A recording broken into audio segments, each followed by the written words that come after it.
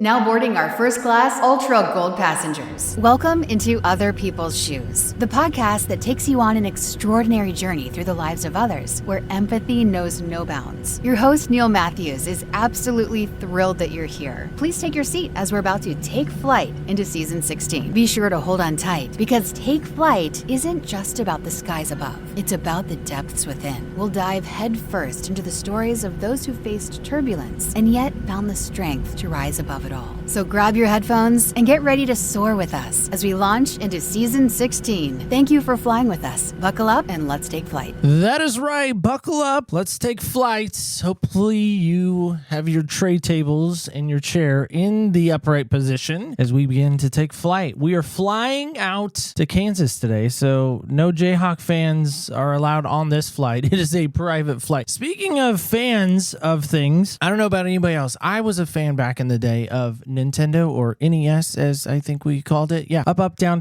left, right, A, B, select, start. I still have that in my dreams. But one game has still perplexed me that I've not been able to beat, conquer, or demolish. And that was Mike Tyson's Punch-Out. Now here's the thing. For those of you who maybe played it, you know exactly what I'm talking about. There was Piston Honda, there was Glass Joe, there was all of these cast of characters. Soda Popinski. I mean, all of these people. King Hippo. Yeah, they haunt my dreams when I think back to that. And I'll tell you why in just a moment. Help me welcome in my good friend Cam, all the way out from Kansas. See what I did there, Cam? I see it. I appreciate it. How are you, my friend? I'm doing well, man. How are you? You know, I think somebody once said you can't say better than I deserve anymore. It sounds too arrogant. Better than I deserve. No, and we'll get into that. Who said you shouldn't be arrogant? Had a guy told me once that my persona changes when I enter from, or as I say, the pre-flight into now the show. Somehow I changed in that transformation. I'm not sure why or how. I haven't seen it change yet, but maybe he knows you better than I do. I mean, He we just didn't. met. I'm He not going didn't. to vouch for you on our first date. Oh, well, that's good.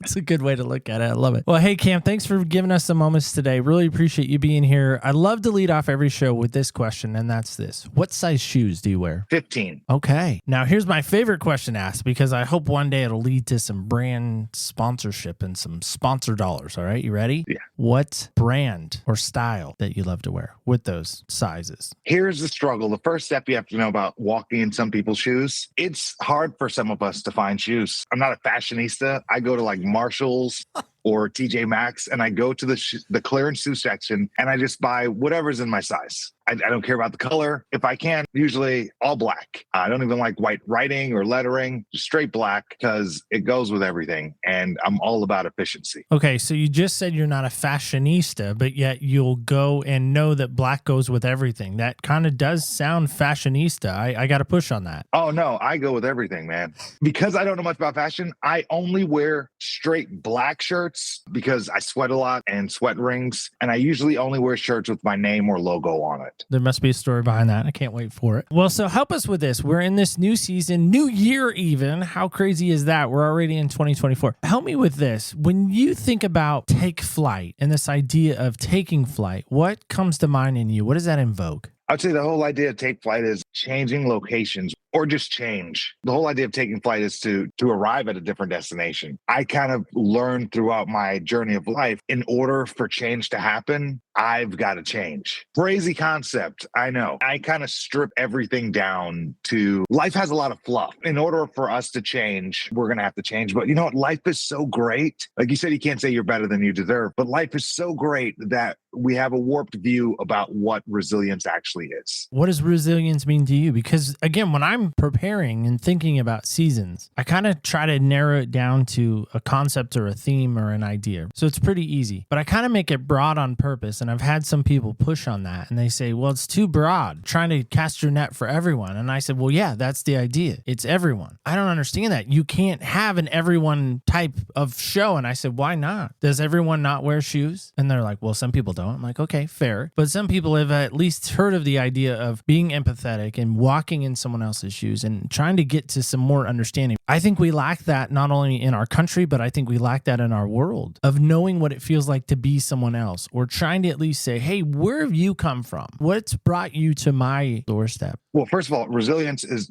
literally defined as the capacity to recover quickly from difficulties. Let's talk about what difficulties are. This is where perspective comes into play. This morning, you woke up and took a piss in potable water. You pissed in drinking water this morning. Millions of people on this planet have to wake up and walk miles to fetch water. Let's talk about what's difficult in the United States, because it's really not light compared to other places. The stuff that I've gone through and like I've overcome, the reason why I was able to do it is because I just realized, oh, there's people who's actually going through terrible things in life. I could be dramatic about my situation, or I can keep it moving. You didn't just arrive right now saying, I'm going to wake up, I'm going to be resilient. I'm going to wake up, I'm going to find out that, you know what, life is hard in other places, and I'm going to make the most of what I have. Talk about me waking up and doing my activities. You didn't wake up and just start thinking that, did you? No, but so where does that come from? Now. Here's literally where it came from. I was super insecure. I was like 14 years old. I was overweight. Girls, like every TV show is about prom and dating, and I'm 14 years old. I want a girlfriend. I don't know how to get one. I'm overweight. I'm insecure. And I'm like, okay, you join a sports team to lose weight.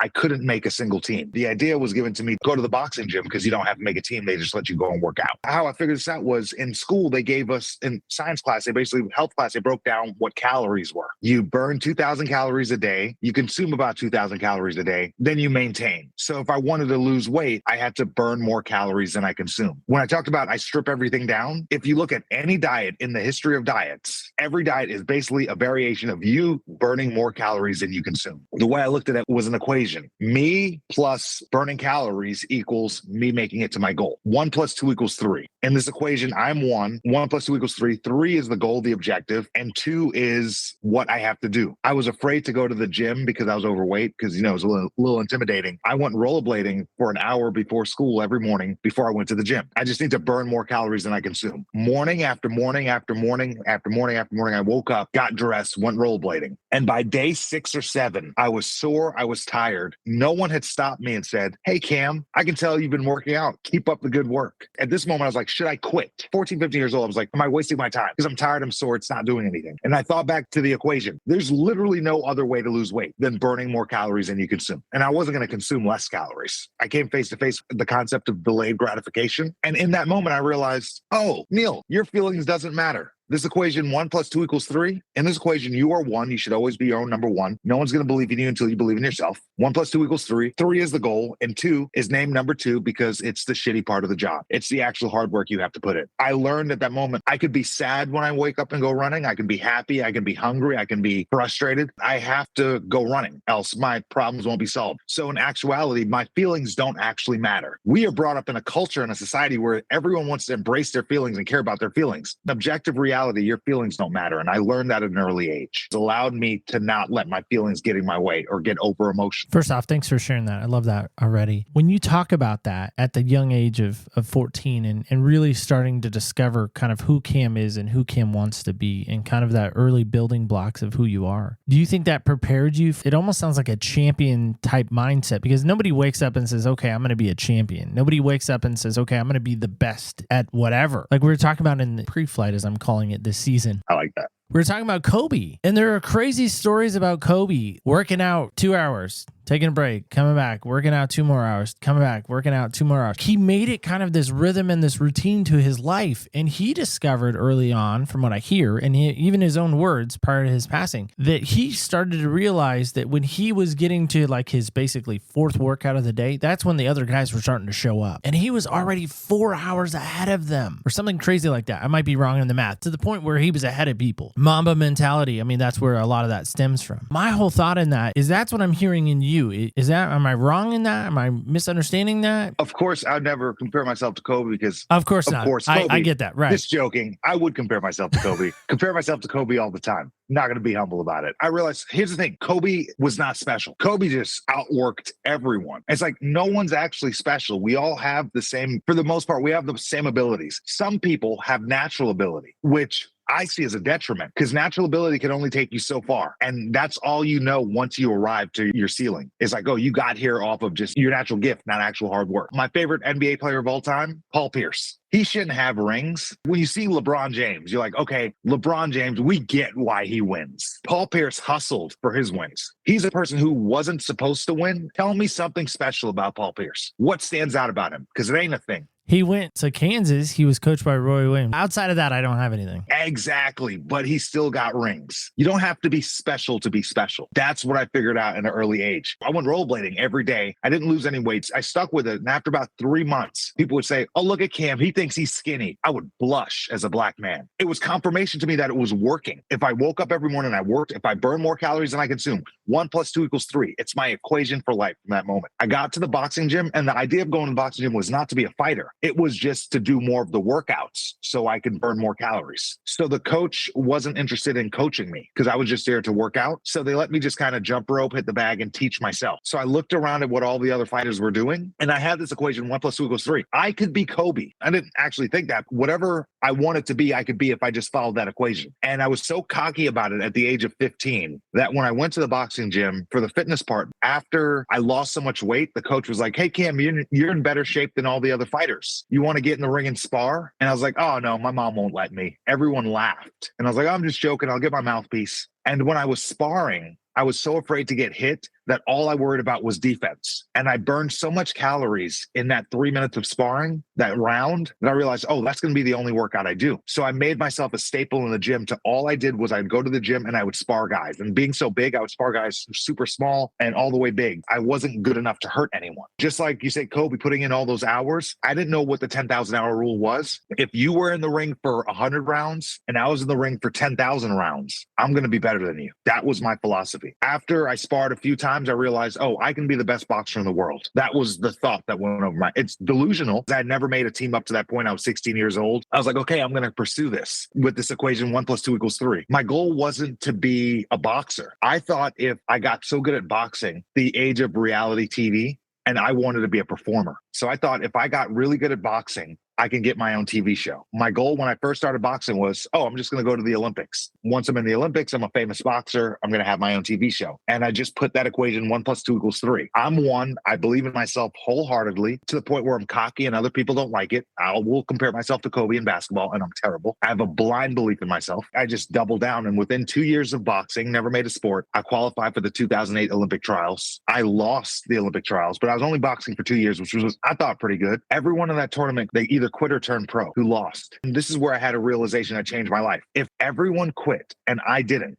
aren't I automatically the best? That's a thinking I started to develop. In high school, my boxing gym was 6 miles away from my high school. I had to just walk 6 miles every day. And this is before we had music on our phone. We had MP3 players, and my MP3 player required batteries, and I didn't always have money for batteries. So I would have to take this 3-hour walk by myself every day with my thoughts. I would make up stories. And if I'm going to make up stories, Neil, I'm going to be the protagonist. I was kicking ass in all my stories. Everyone was afraid to fight me. I had all the money. I had all the girls. I was broke. I was walking to the gym and nobody talked to me. Doing this 3 hours a day, 5 days a week, I developed this arrogance, this confidence about myself that I could achieve and do anything. In 2008, less than 3 years into the sport, I won my first national championship. They gave you a form to fill out. Your height, your weight, your hometown, your reach. The last question was, what do you want out of boxing? I put to be a good role model and have my own TV show. This was 2008, back when TV shows was the cat's meow. This is before social media and all that type of stuff. So I didn't have that foresight. I think of goals as like a lighthouse. You see a lighthouse from out in the distance, you're in the ocean, just go towards the lighthouse. You don't need to know much detail about it. You don't need to know the distance. You don't need to know what color the lighthouse is. Just go towards the lighthouse. The closer you get to the lighthouse, the more details you're going to see on the lighthouse. You're going to see colors, shades, you might see windows. When you get up to the lighthouse, it's going to look completely different than you expected when you first started your journey. That lighthouse is the goal. I wanted to be a performer. My goal was, I just said I want to have my own TV show. That was my lighthouse. I started to move towards it, boxing and pursuing boxing in order to make that transition. TV's kind of died down. Social media became more of a thing. So my goal kind of changed. I won nationals every year from 2008 to 2012. 2012, I won the Olympic trials. My plan was working perfectly, flawlessly. I turned into this guy. I was winning nationals every year. I was the #1 boxer in the country. I was traveling around the world representing the U.S. Left the country to fight in Azerbaijan, a country I've been to 4 times, but still cannot spell without spell check.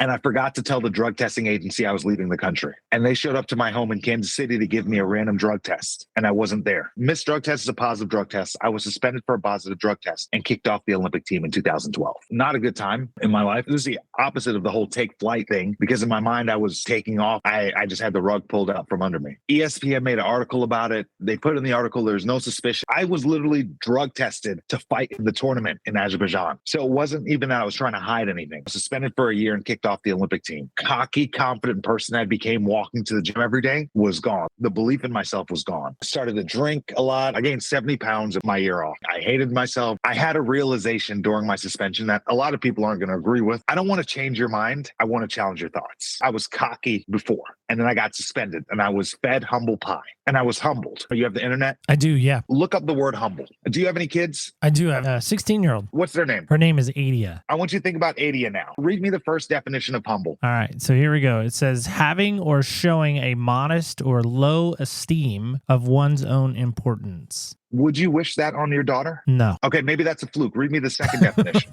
All right. A low social, administrative, or political ranking. Now, would you wish that on your daughter? I don't know. The low part is what's getting me. None of these sound good, right? I don't think they sound that great. The reason why humility and humiliate sound like the same word, because they are. Latin root word lowly. So when you think about it, let's say, Neil, you're having a great day, you're killing it, and then you run into a friend who things aren't going that well for them. What do you do when you see them? I usually go to that level with the friend. You humble yourself to where they are. Right. Now, we live in a society where we lower ourselves to the lowest common denominator in the room. We're destined to be a depressed society. You look your daughter in the eyes and you tell her, you can be anything you want to be. You put in the time, you put in the effort, you dedicate yourself, you can be anything. And you genuinely, Neil, you believe that about your daughter, right? Yes. What would it look like if she believed it about herself? I want her to believe it about herself. Who would mirror that behavior? It would have to be you. So Right. My question to you is, why would you be humble? Well, I'm not. Some people say I'm not humble.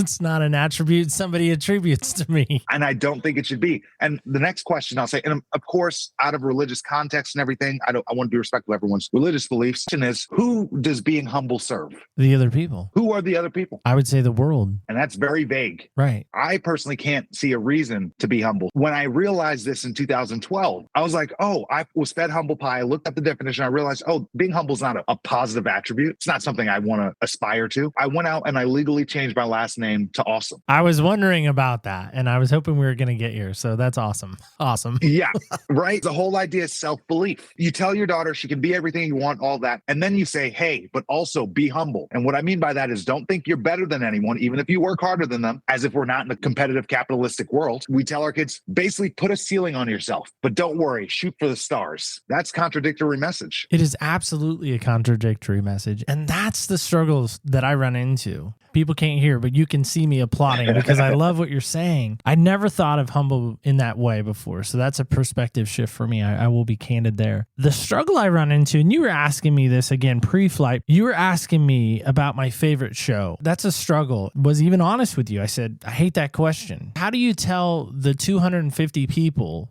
that I've sat with or walked with, as I call it? We say walking in their shoes. So we're walking with them, not sitting with them. We're walking with them. How do I tell that person that your story is now better than that other person that we sat with? It seems weird to me to do. Why can't we talk to people about reality? There's always going to be someone better than you. You're a podcaster. There's always going to be someone with more podcasting experience than you. There's someone in the podcasting world that you look up to, that you aspire to. There really isn't. I don't do that. I'll concede that with you. I have friends that tell me, so you want to be Joe Rogan? I'm like, no, I want to be the first Neil Matthews. Yeah. And I've had people push on that. And they've said, well, come on, you need to be humble. You need to not think of yourself as better than you are. I so disagree with that. But much like you growing up, sounds like we had a very similar growing up experience as far as the self-talk, the self-motivation. I would tell myself stories too. Problem is not only would I tell them to myself, I would tell them to others, especially my dad. I grew up calling them success lies or success stories. I made myself sound awesome, to quote your name. I didn't change it legally. Really wanted my dad to see that I was awesome. And I remember specifically in 8th grade walking home, like tears streaming down my face, walking alone. The high jump coach had just come to me and said, son, put his arm around me and said, you're never going to be a high jumper. And that crushed me. And here's why. My dad had high jumped in high school. And I thought, man, if I could just high jump, if I could just learn how to do this awkward, weird, thing that people do when they high jump. If you've ever seen it, go watch it. If you haven't, it's very peculiar. if I could do that, my dad would finally love me. My dad would see me. And that was so important to me that my dad see me. And I remember walking home from school, from practice afterwards, thinking to myself, he's never going to love me. I'm never going to be a high jumper. I relate to that on a lot of levels. Did you ever connect with your dad? Oh, we have on other things. And that's the part that I would say that was so narrow focus. And again, 8th grader. So take it for what it's worth. It's worth a lot, by the way. I'd say that even in people's real lives. If this thing doesn't happen, I'm never going to be as important as I think I should be, or nobody's going to see me. And I think deep down, there is this innate feeling that people get. I know I'm being general for you and maybe even for me, so we'll make it about us. I know for me, I just want somebody to give a listen to what we do every week. And that's a struggle for me. I think I bring in valuable people. I think I bring in valuable guests and valuable stories and stories that have changed me just by listening to them. Like almost every guest we've had, I've walked away going, man, I learned something from them. Oh, I gained something from that person. My friend in Texas calls it a treasure chest. And he said, every week you get a little gem to put in your treasure chest. Sometimes it's for everyone else. Sometimes, it just might be for you. And in that, again, going back to that 8th grade Neil, if I could walk alongside of him, somehow pull up in the DeLorean and be like, okay, son, listen, it's going to be okay. This isn't the only thing that's ever going to define you. And I would say even in your life, Kim, and maybe you could speak to this better because again, it's your life. There's turbulence along the way. There are moments in our life when we're on that plane, when we're flying along and everything's fine and everything's dandy and we're up with the birds and it's amazing. And then we hit turbulence. It's time to eject. It's time to get out of here.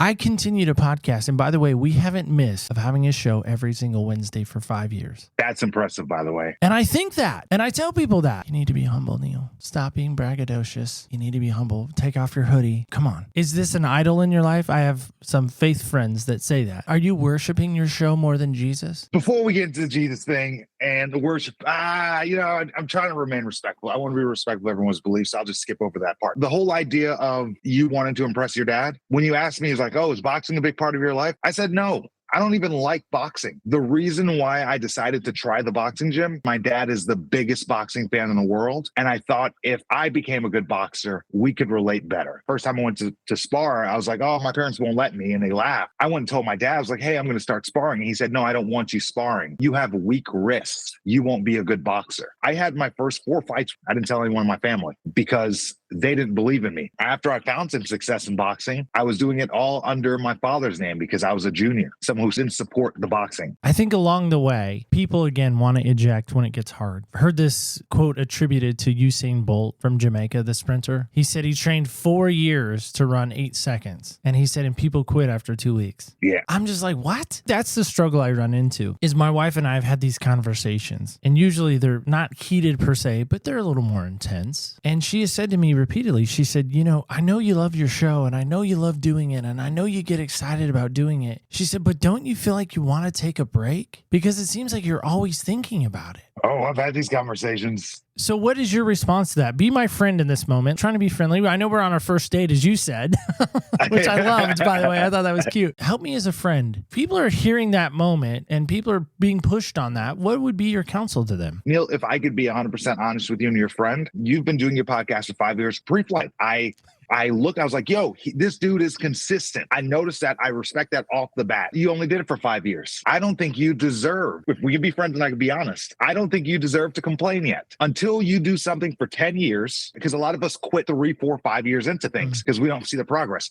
Until you do something for 10 years, don't tell me it doesn't work. In boxing, within 10 years, I pretty much mastered my craft. Now I'm in the speaking world. I have found success in speaking and my girl's like, isn't this enough? No, until I reach my 10-year mark, I can't even really truly evaluate how this situation has gone. You ever see yourself get taller? No, I think I'm done growing. Have you ever seen yourself gain weight? You don't see it. You're with yourself every single day. Oh, yes, I have done that. Yes, absolutely. You look at a picture and you're like, well, when did that happen? Honey, shouldn't you tell me? Didn't you see this? Because we see ourselves every day. So if you see yourself every day, you don't see progress. You don't see change because you're too close to it. So whatever your goal is in life, if you're 3 years in, you're like, I'm not finding the success I'm supposed to. You don't deserve success. What makes you think you're special? And if you were to get it, would it be worth anything? If I would have got to go to the Olympics my second year boxing, it wouldn't have been worth anything to me. It's like, oh, I tried something. I got to the Olympics. That's cool. Move on. This is a whole 10-year thing. I started boxing in 2007.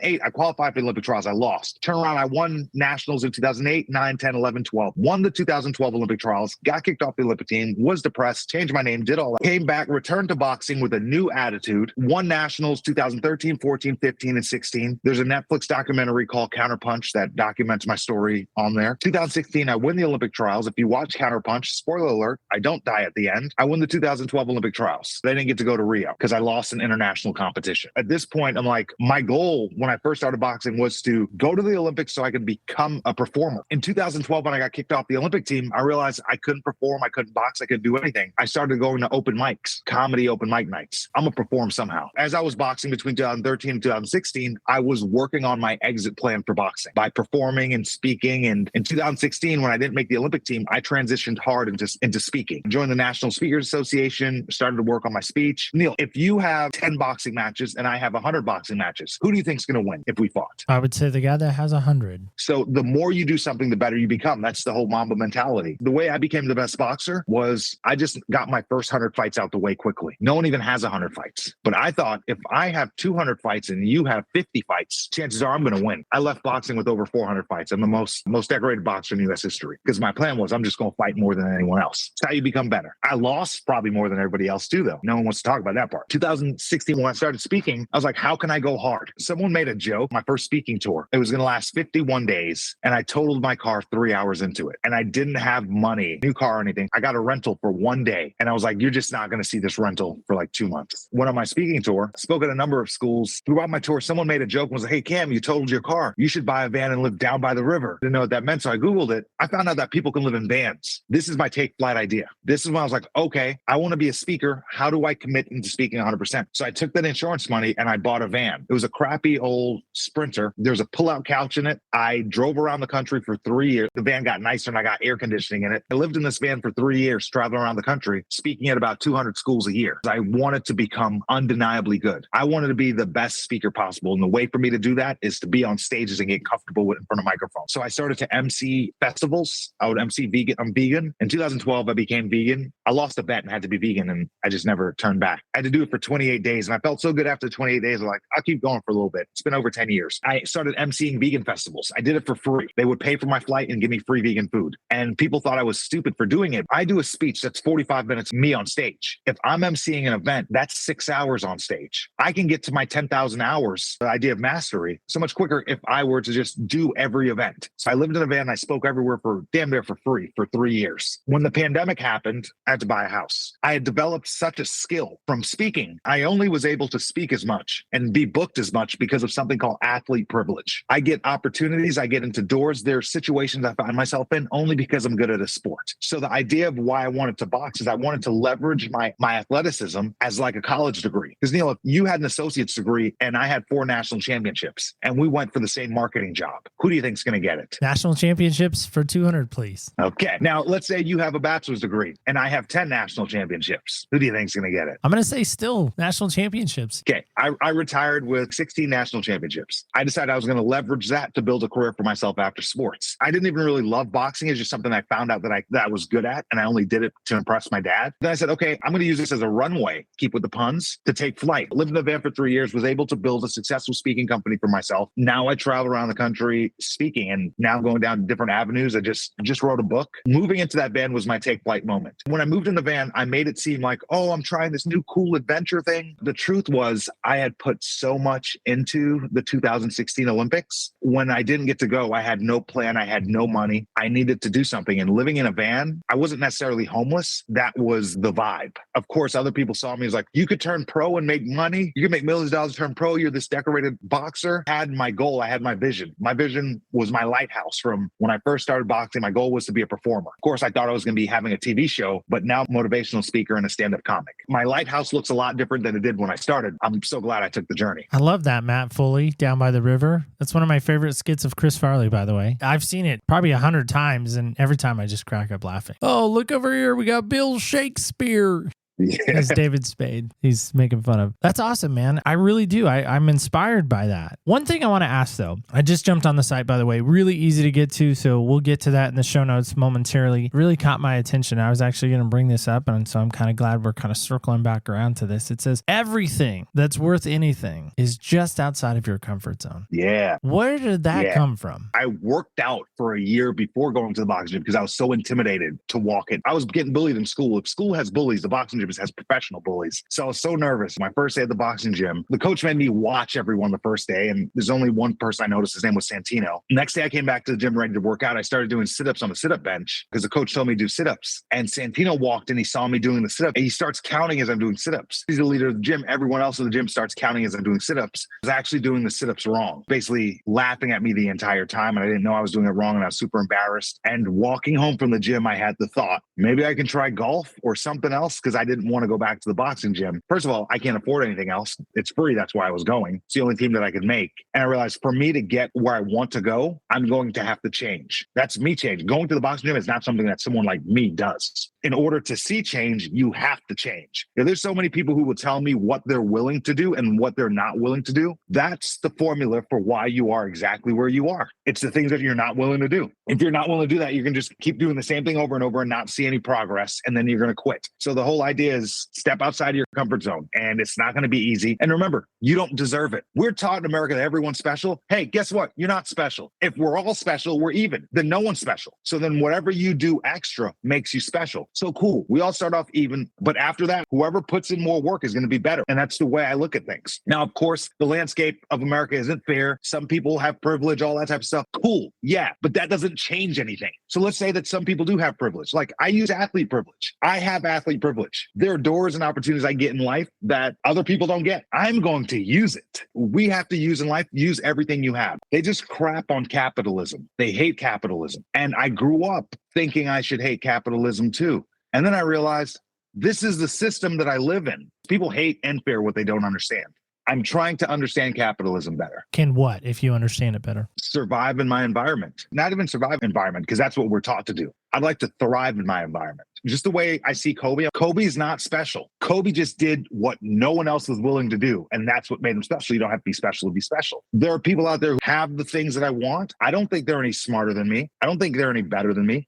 I think they figured some stuff out that you give me enough time, I'm going to figure out too. So then why change the name to awesome? If you're not special, if you're not quote unquote awesome, why change it? I am special. I am awesome. The whole idea in America, we say that everyone's special. Everyone is special, then no one is special. I don't believe that everyone is special. I think I'm special because I'm willing to put in the work to do anything I want to be special. You don't have to be special to be special. It's the work you put in. I changed my last name to awesome for a few reasons. One, as a reminder that I am awesome. I believe in myself. Whether you think you can or you think you can't, you're right. It's attributed to Henry Ford. Why, Neil? Whether you think you can or you think you can't, Neil, why would you ever think you couldn't? I think that's the problem that I run into. I wear a necklace. I don't know if it comes through in the video all right. Mm-hmm. There's some headphones, yeah. And I've had people ask me this question. They said, well, why do you wear that? And I said, well, there's two reasons why I wear it. One, it reminds me that I need to listen twice as much. When I have headphones on, I'm generally listening to someone intently. And I said, I think in life, I just don't do that very well. I just don't listen intently enough. I'm really eager to jump into the conversation and add some value, in my opinion, or maybe add a funny joke. And the reality is that sometimes I just need to sit back and listen. There's value in that. Now, I notice you're wearing AirPods today. They have a great feature, that noise canceling feature. Man, it is the coolest thing. When you put those on and you hit that noise canceling feature, it's like sound is sucked out of the room. And it really does a great job. Apple did a great job with that product. They might not have done a lot with other products, but that one's pretty good. They did all right with that one. This idea of blocking out the noise and blocking out the sound and really intently listening. Why do you think that's a valued skill? And it sounds like you have it. Why do you think others don't? I think we all have it. We all hear other people. We all listen to other people. When you listen intently, you just say you listen intently. There's a lot of people who do listen intently, but when you listen intently, you're listening with the intentions of doing something with that information. We all know a lot of the same stuff. actually takes the action. I think listening is good. I learned so much more from messing something up than either reading or getting it right. EQ, your experience in life, is so much more. Someone say that might be emotional intelligence. Your EQ, your experience, I think your experience intelligence is so much more valuable than anything else in life. So there's so many people who are planners. My girl, love her to death. She's a thinker. She's a planner. If we both have an assignment to get done, she will think it over. She'd do her research. She'd make sure everything's right. I'll get it wrong 11 times before she tries her first time. When she tries her first time, I'm on time number 12. So it's my 12 times versus her one time. And in my mind, way better way to do things. You learn more through action. I'm a big fan of action. So give us an action step then. If somebody is sitting here right now listening to us talk, cool. Cam has an awesome name, quite literally in his name, Cam Awesome. And somebody's stuck in this brand new year and they're like, man, I have 2024 all ahead of me. Open notebook, pages are blank. Here's my fresh start. Here's my moment to say, okay, I'm going to take flight this year. Where should they start? Being that we're in January, and I know a lot of people are already on it, I think New Year's resolutions are stupid. I think they're counterintuitive and they're hurtful to whatever your goal is. Think of it as you're planting seeds on an acre of land. You spend all day planting these seeds. At the end of the day, you take a look back and all you see is just like dirt and you feel like you're wasting your time. That's what it's like when you're first starting off. It's January now. You had last year. I think of it as farming. So instead of planting new seeds every single year, why don't we go back, look at some of the seeds we planted last year and see which seeds are worth harvesting? Which seeds should I stop watering? Which seeds should I uproot? There's certain things that we're doing in our life. It's just habits and they're stupid. They're wasteful. And the way I think, look back at 2023, the start of 2023 and all the things you said you were going to do. How many of those things did you do? We can't just erase that and start over fresh. How many of those things did you do? Honestly, how much time did you put in it? How much effort did you give? Let's be honest. What month did you stop? If you're still killing it, you wouldn't need to be reshaping what you're doing right now and starting all over again. So instead of planting new seeds, let's go back and look at the harvest and see what we've done last year and what we should keep doing and what we should do less of, what we should do more of. Every year, cheat code, I'm a big Jay-Z fan. I read his lyrics. Any of his songs, go through and read his lyrics. It's going to hit a lot different. Still on a whole nother level. I start my New Year's every year on December 4th. It's Jay-Z's birthday. I get momentum going. So by the time New Year's comes, I start December 4th. By January 1st, I'm already picking up momentum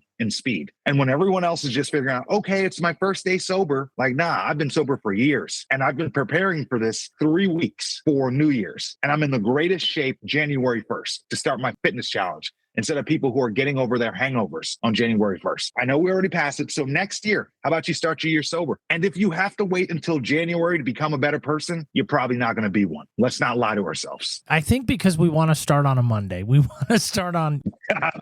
We want a moment to start something fresh. Like I always tell myself, I'm going to start running on Monday. I'm going to start running. I can't start running on Wednesday or a Thursday. That seems silly. No, it won't work. It won't work. Yeah.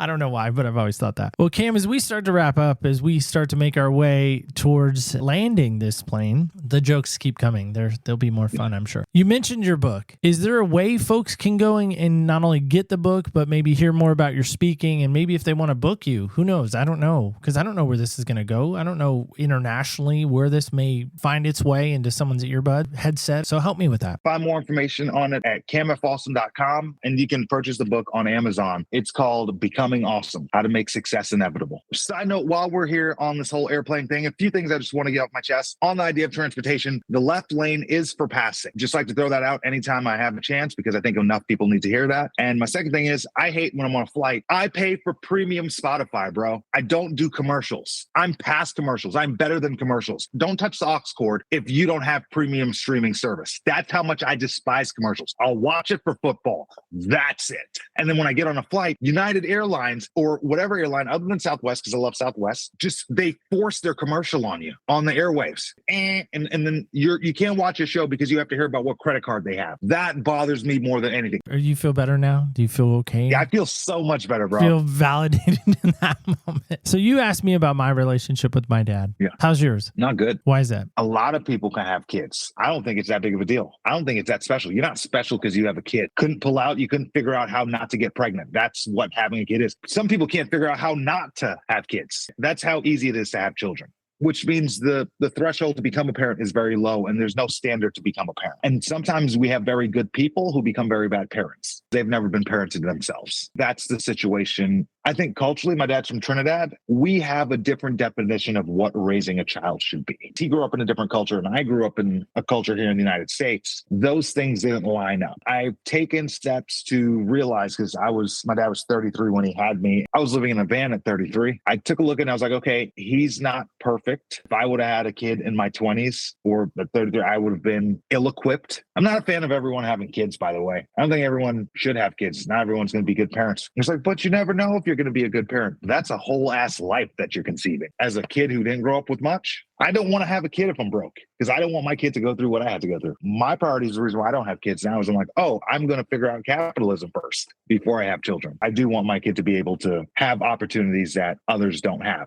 I want my kid to have privilege. It's an advantage in this game of capitalism. So if we could go back in time, somehow time travel, and we go all the way back to you at 13. One, where do we find you? And then two, what pearl of wisdom would you give to yourself at 13 that maybe you needed to hear? I'd be in school. I should have taken the bus to school. I figured out, I was always a little hustler as a kid. I figured out I walked to school, I could stop off at the bodega, the corner store, and buy a 50-cent king-size Snicker and sell them at school for $1. I'd walk to school with $10 and come back home with 20. I was always selling stuff in school. If I were to find young me, I would tell me to take business classes earlier and go hard. I would tell me that moderation leads to mediocrity in every aspect of life. Go hard with everything you do, and the stuff you can't control, stop doing it. So I don't drink anymore. I go hard in everything, and I tell myself to go harder earlier. Do you think young you would hear that and receive that and change his ways? If I found out the dude who was telling it to me changed his last name to Awesome, fuck yeah. So again, people can get the book on Amazon. That's a great place. And then the website, give us that too, if you wouldn't mind. CamFawesome.com. I changed my middle name to F, just a letter, because I thought Cam Fawesome might be deemed as inappropriate. It's good. Marketing genius here. Well, Cam, before we let you go, I feel like it's only fitting we do some silliness. We've had some seriousness, and I think we get to see a little of your personality hopefully here. So we do this thing at the end of the show. It's called Senseless. It's these 6 random questions. It's just kind of how we end the show. Don't worry, you don't have to answer all 6. As I said, it is random. So new questions, new season. We're having new questions every season. I just want to tell those. What season is this? We're on season 16. Hard 16, to believe. Love it. 16, 5 years. I'm excited about that. So here we are. I have a cup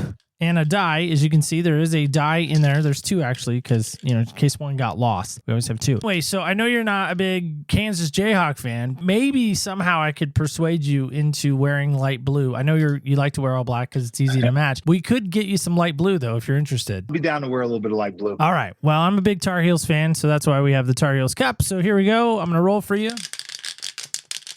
and not roll it off the desk. That's always the fun part. All right, number 1 is this. It's a North Carolina logo. I know, but I promise it's a number 1. So number 1 is this. Rank these. So you're ranking these. So 3 being the worst, 2 being like okay, and 1 being the best. Okay, so again, 3 being the worst, 2 being okay, 1 being the best. Taking off, landing, or during the flight. What are those moments for you? Rank them. Did I take an edible before the flight? That's up to you. I don't know what your pre-flight routine is, so I can't speak to that. I would say worst. Let's start with worst. Worst would be the takeoff. All right, so that's number 3. Okay. Second would be the flight, during the flight. So that's kind of okay. Because I have Wi-Fi up there, Southwest business member. I'm up there. So I got Wi-Fi. Landing is always great because there's always different restaurants and a speaking engagement where I'm going. So I'm able to work. I'm able to make money. I'm able to eat and stretch my legs. Yeah, I like to land. So how tall are you? Help me with that. 6'4" on Wikipedia. Okay. How much in real life though? 6'2". All right, there you go. All right.